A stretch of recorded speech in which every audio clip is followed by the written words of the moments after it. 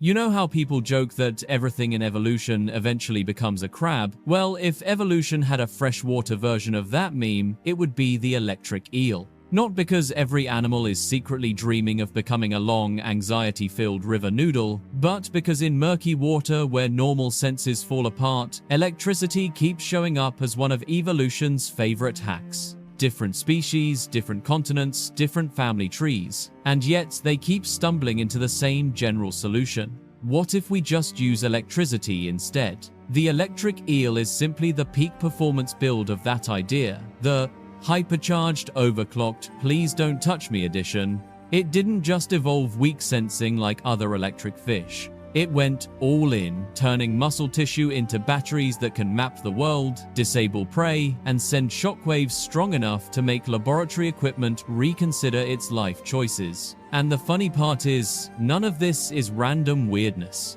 It's what happens when nature keeps running into the same environmental problems, darkness, clutter, camouflage, and predators that appear out of nowhere.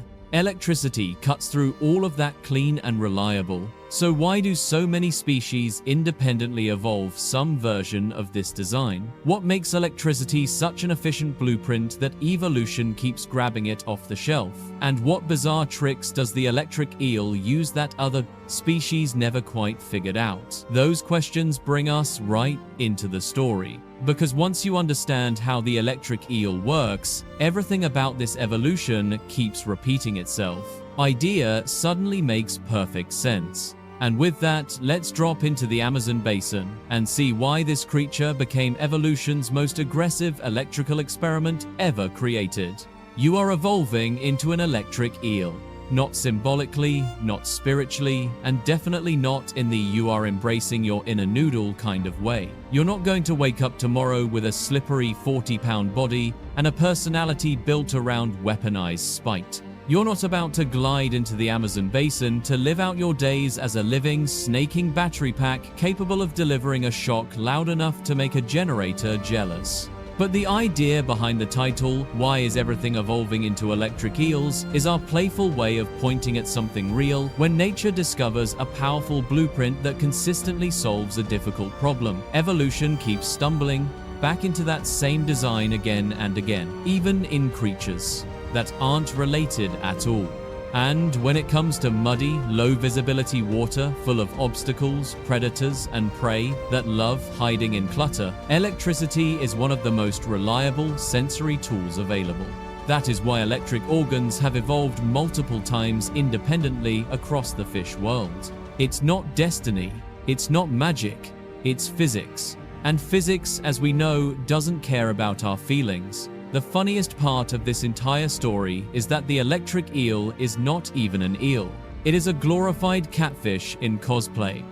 A very long, emotionally unstable catfish with the ability to produce up to 860 volts, the strongest electrical discharge ever measured in any animal on Earth. To give you perspective, your wall outlet is around 120 volt. The eel is 6 times that. And unlike your outlet, which politely stays in the wall, the eel swims around, actively deciding which organisms to zap today. If you think that's chaotic, you're correct. Biology looked at electricity and decided, what if we wrapped it in meat? That's the electric eel.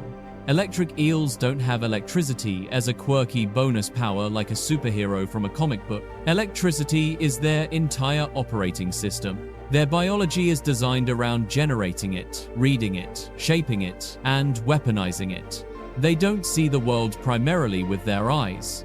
They see with electric fields. They don't hunt by chasing. They force their prey's nervous system to betray them. They don't defend themselves by biting.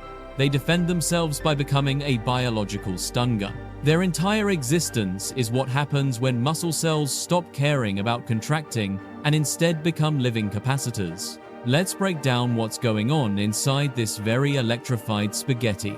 Electric eels contain 3 distinct electric organs made of modified muscle cells called electrocytes. In normal muscle fibers, ions flow to trigger contraction. In an electrocyte, the contractile machinery is basically removed. The cell becomes a flat disc full of ion pumps, arranged so that when triggered, all the ions shift in the same direction. That shift produces a voltage. One electrocyte gives you a tiny bit of charge. Thousands of them arranged in series give you an electric eel. It is the biological equivalent of stacking thousands of tiny batteries end to end. When the eel fires its nervous system like a master switch, all those little batteries discharge at once, creating a huge voltage spike. Voltage is just the potential difference, the pressure behind the electrical movement. The eel can ramp this up or down depending on what it wants to do. And yes, the eel has multiple electric modes. It uses low voltage pulses less than 1 volt to navigate and communicate. These pulses shape the electric field around its body.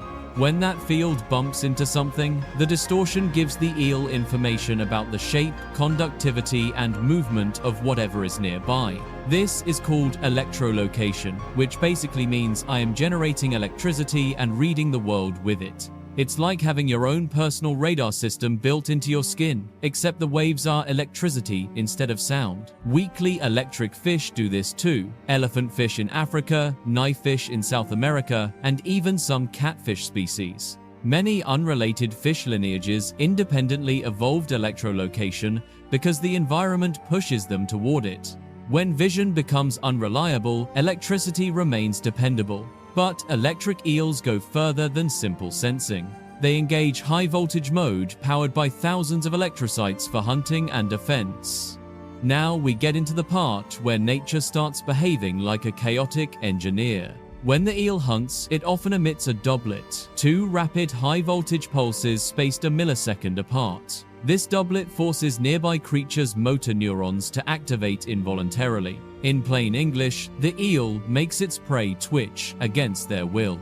That twitch reveals the prey's location, even if it's hiding in dense plants or buried in sediment. The eel then zeroes in, curls its body into a U shape to create a stronger electric loop, and releases a higher voltage burst that completely overwhelms the prey's nervous system, leaving it paralyzed. That is not myth. That is not exaggeration. That is published, peer-reviewed science. The electric eel is quite literally using electricity to interrogate its environment by forcing other animals to respond. And hey, if this video made you realize your eyes and honestly your entire nervous system are basically the free trial version of what nature is truly capable of, hit like, share, and subscribe. We've got plenty more strange creatures waiting for you, and things only get weirder from here. Why is electricity such an effective biological tool? The answer, as usual, is physics. In murky, sediment-loaded water like the Amazon basin, light doesn't travel far. Sound bounces unpredictably off vegetation. Chemical cues disperse slowly. It is a chaotic, sensory-unfriendly world. Electricity, however, spreads reliably. And in conductive water, electric fields travel at useful ranges even when visibility is 0. When multiple fish lineages faced this challenge, many developed weak electrical sensing. But the electric eel took that idea and turned the dial way past useful and into why is this allowed? It is the fish equivalent of turning your phone flashlight up until it blinds everyone around you.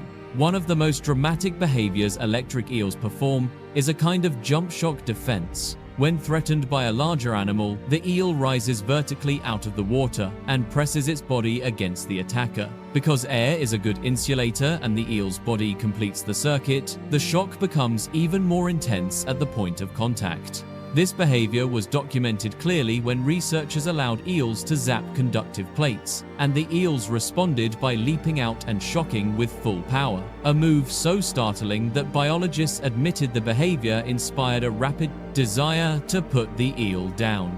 It's an elegant reminder that electricity works very differently across air and water, and the eel knows how to exploit that. Let's zoom out. Electric organs evolved, not once, not twice, but independently in at least half a dozen lineages. Electric rays in the ocean evolved their own electrocytes from muscle. African elephantfish evolved weak electrolocation systems using different developmental pathways. South American knifefish did the same. Even some ancient lineages show evidence of early electric abilities. These animals don't share close ancestry. They didn't borrow the trait from one another. They reinvented it because natural selection kept pushing them toward the same general solution, electricity. This is convergent evolution, the process where different organisms independently evolve similar traits because they face similar problems. Evolution isn't creative, it's pragmatic. When the environment demands a function and physics approves a specific solution, nature repeatedly finds its way back to that solution. With electric eels, evolution went beyond reusing the blueprint. It refined it. Electric eels don't just generate electricity, they organize, modulate, and strategically deploy it. Their nervous system has to coordinate thousands of electrocytes with millisecond precision. That alone is an engineering challenge. Their ions must be pumped back into place after high-voltage discharges, meaning the eel has to manage energy usage carefully. They must be able to communicate with low voltage without accidentally stunning themselves. And they must do all of this while hunting in a complex predator-filled environment. That balance of precision, power, and efficiency is what makes electric eels such extraordinary organisms. Now imagine the world from an eel's point of view. In darkness where others see nothing, the eel sees everything through distortions in its self-generated electric aura.